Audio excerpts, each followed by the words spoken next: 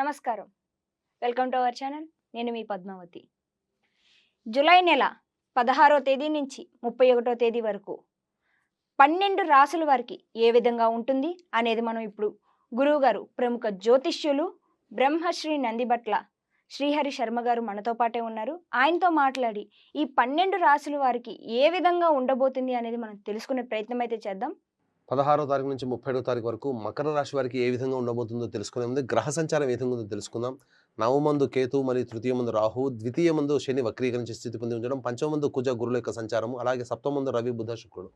వెరసి చూసినట్లయితే ఈ యొక్క మకర రాశిలో జన్మించినటువంటి వారికి గ్రహానుగ్రహం ఉన్నప్పటికీ కూడాను గ్రహ సంచార ప్రభావం అనుకూలంగా లేని కారణం చేత కొన్ని ఇబ్బందికర పరిస్థితులు తలెత్తే అవకాశాలు ఉంటాయి. కాబట్టి జాగ్రత్తలు పాటించండి. వ్యాపార రంగంలో ఉన్నటువంటి వారికి చేతి వృత్తులు, అలాగే కుల వృత్తులు మరియు రోడ్డు మీద వ్యాపారం చేసుకునేటువంటి వాళ్ళకి నిరాశాజనకమైన ఫలితాలు కాబట్టి జాగ్రత్తగా వ్యాపార అభివృద్ధి చేసుకోకుండా ఉండడమే చాలా మంచిదనేటువంటి విషయాన్ని వీక్షించేటువంటి ప్రేక్షకులు గమనించుకోవాలి. అయితే మీరు ఎవరితో కూడాను సరదాగా మాట్లాడి సరదాగా నవ్వుల పాలవ్వకండి. మీకు సరదా ఉండవచ్చు, కానీ ఎదుటి వాళ్ళకి మాత్రం మీ యొక్క గ్రహ సంచారం అనుకూలంగా లేని కారణం చేత ఎదుటి వారికి అది మీరు టీస్ చేస్తున్నట్టుగా కనబడుతుంది. కాబట్టి మీ బంధువర్గంలోనే, మీ స్నేహ వర్గంలోనే మీకు విరోధులు తలెత్తే అవకాశం. కాబట్టి ఎప్పుడు కూడాను మజాక్ అనేది ఆడకండి, జాగ్రత్తలు పాటించండి. ఇక అన్నిటికంటే మించి ప్రధానంగా గమనించుకున్నట్లయితే మీరు అత్యుత్సాహంతో కొన్ని నిర్ణయాలు తీసుకుంటారు, తద్వారా మీకు ఇబ్బందికర పరిస్థితులు తలెత్తే అవకాశం ఉంది. కాబట్టి జాగ్రత్తలు పాటించండి. ఏ నిర్ణయం అయినప్పటికీ కూడాను పెద్దల యొక్క సహాయ సహకారాలు, సలహాలు, సూచనలు పాటించినట్లయితే మీకు వచ్చేటువంటి కష్టంలో చాలా మటుకు తగ్గుతాయని చెప్పవచ్చు. విద్యార్థులకి నిరాశాజనకంగా ఉంటుందని చెప్పవచ్చు. అలాగే వివాహం కోసం ప్రయత్నం చేసేటువంటి వాళ్ళకి కార్య విఘ్నములు జరిగే అవకాశం. కాబట్టి జాగ్రత్తలు పాటించండి. నిర్ణయాలు తీసుకునే ముందు పెద్దలతో సంప్రదించి నిర్ణయాలు తీసుకోండి. అలాగే శని వక్రీకరించే స్థితి పొంది ఉండడం, ఈ యొక్క మకర రాశి వారికి ఇంకా ఏలిన నాటి శని ప్రభావం ఇంకా 1 సంవత్సరం పాటు ఉండడం, ఈ కారణం చేత తలపెట్టినటువంటి కార్యక్రమాల్లో కొన్ని ఇబ్బందికర పరిస్థితులు తలెత్తే అవకాశాలు గోచరం అవుతున్నాయని చెప్పవచ్చు. అయితే ఇంకా ముఖ్యంగా గమనించుకున్నట్లయితే ఎన్నాళ్ళ నుంచి ఎదురు చూస్తున్నటువంటి సంతానపరమైనటువంటి సమస్యలకి చెక్ పెట్టే విధంగా మీకు సంతాన యోగ్యత కలిగే అవకాశాలు ఈ యొక్క మకర రాశి వారికి గోచరమవుతుందని చెప్పవచ్చు. దైవానుగ్రహం సంపూర్ణంగా ఉన్నటువంటి కారణం, కానీ గ్రహ సంచార ప్రభావ అనుగ్రహం లేని కారణం చేత ఇబ్బందికర పరిస్థితుల్లో ఉద్యోగార్థులు, తోటి ఉద్యోగస్తులతో, అధికారులతో చాలా మటుకు వాగ్వివాదాలు పెట్టుకోకుండా ఉండడమే మంచిదని గమనించుకోవాలి. మౌనాన్ని ఎంత ఆశ్రయిస్తే అంత మీకు ఆనందదాయకంగా మీ యొక్క ఉద్యోగంలో స్థిరపడతారు. అలాగే వ్యాపారస్తులైతే కస్టమర్స్తో చాలా జాగ్రత్తలుగా పాటించని చెప్పవచ్చు. అలాగే ముఖ్యంగా గమనించుకున్నట్లయితే ఈ యొక్క ప్రతి వ్యక్తికి కూడాను సమస్యలు అనేటువంటివి డబ్బుతోనే వస్తాయి. కాబట్టి డబ్బుతోనే సమస్యలు తీరుతాయి. కాబట్టి ఈ యొక్క మకర రాశి వారికి 16 నుంచి 30 తారీఖు వరకు ఏ రోజుల్లో ధన ఆదాయం బాగా ఉంటుందో, ఏ రోజుల్లో ధన ఖర్చులు అధికంగా ఉంటాయో తెలుసుకుందాం. ముఖ్యంగా గమనించుకున్నట్లయితే ఇక 16వ తారీఖు రోజున మీరు చేస్తున్నటువంటి వృత్తి ఉద్యోగంలో మీ యొక్క పేరు మారుమోగిపోతుంది. తద్వారా మీకు ఆనందదాయకమైనటువంటి పరిస్థితులు ఉంటాయి. మీరు చేపట్టినటువంటి పనులకి ప్రతిరూపంగా మీకు కంటికి శుభ ఫలితాలు కనబడతాయని చెప్పవచ్చు. ఇక 17, 18 తారీఖులో విశేష ధన ప్రాప్తి కలిగే అవకాశాలు గోచరమవుతున్నాయి. అన్ని రంగాల్లో ఉన్నటువంటి వారికి ధన ప్రవాహం అధికంగా ఉంటుందని చెప్పవచ్చు. ఇక 19, 20, 21 తారీఖుల్లో అధిక ధన వ్యయం అయ్యేటువంటి అవకాశాలు ఎక్కువగా గోచరమవుతున్నాయి.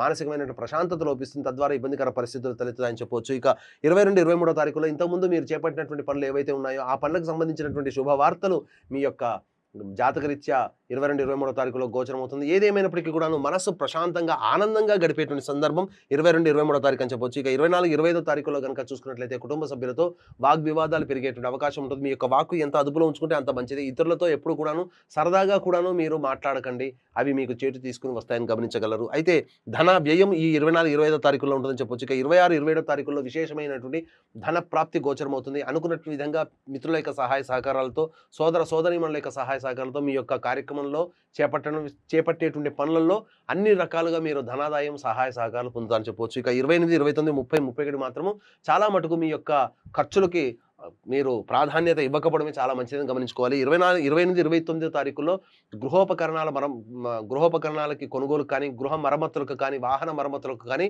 ధన వ్యయం అయ్యేటువంటి అవకాశం ఉంది. తల్లిగారి ఆరోగ్యం పట్ల జాగ్రత్తలు పాటించండి.